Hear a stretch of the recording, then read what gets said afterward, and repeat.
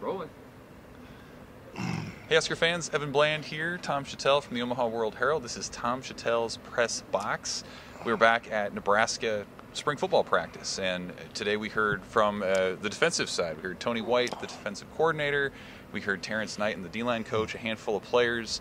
And I thought, Tom, maybe the subject of the day was Nash Hutmacher and his sort of debrief from wrestling season. And for people that don't know, he was a really accomplished high school wrestler out of South Dakota. He comes back just kind of because he wants to this offseason for Nebraska football, wrestles, and now he's back. What were your impressions about just kind of his experience with that and what he's doing now? Yeah, it was great to see him, and he's certainly looks like his body's changed from wrestling. It's a great story, and he's an important guy. He's an important story this year. I just kind of assumed he wasn't going to be in. He was going to be in spring football doing everything. I didn't know that they were going to kind of hold him back a little bit. He's like one of these kids. He's a big kid now, who just wants to play every day, and whether it's wrestling or football or anything, ice fishing or whatever, hunting, or he just wants to be out doing stuff. So I love that mentality. I love the attitude. I think the defense is the most important, side of the ball going into the season, and that a defensive front is going to be the story going into the fall. And I think the other thing that the Nash story kind of tells you is the emphasis that they put on competition. Yeah. And this idea that, okay, he wanted to wrestle and he was good enough in high school to do it. That keeps that competitive motor going. Nebraska's carried that over onto the football field here this spring when they've divided up into these three different teams using some old Nebraska monikers from back in the day. What is your, impression been about the emphasis on competition, and how does, or maybe is it reminiscent of what some Nebraska teams that were pretty great in their own right 10, 15 years ago did? Yeah, it's the same, but it's a little different.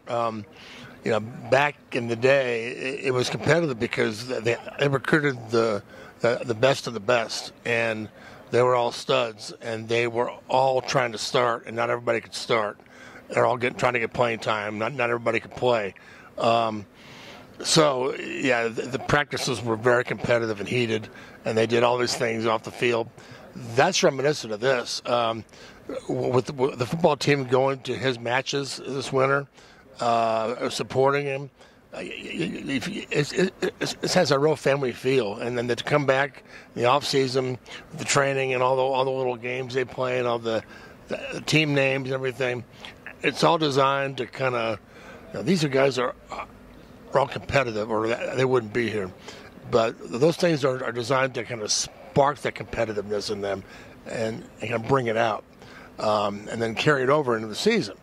So, yeah, I think this is where that starts. And year two is a big year. So I don't know that you need to spark too much competitiveness. It should already be there, but. It can't hurt to I keep bringing it out. You talk about like spring storylines too. I thought today, hearing from the defensive side, it was also a reminder that like it's just a really solid group. Like most of the guys that are expected to be major contributors, everybody already knows on all three levels of the defense. The coaching staff on that side of the ball hasn't changed. So there's just, it seems like everyone's very kind of comfortable in what their role is, what they're trying to do. Do you get that sense like you don't, it's a routine spring ball in sort of all the best ways on that side of the ball?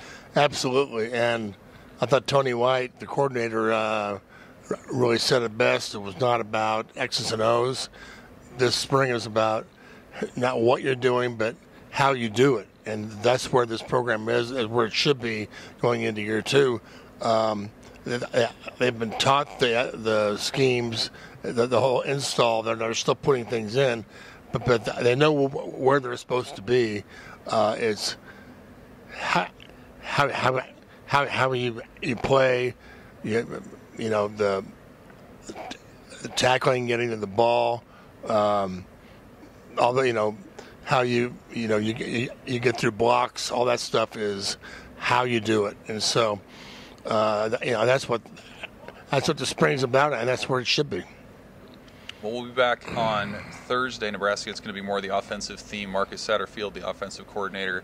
Some players, that side of the ball, much more fluid, maybe. A lot of veterans on that O-line, but especially at the skill spots.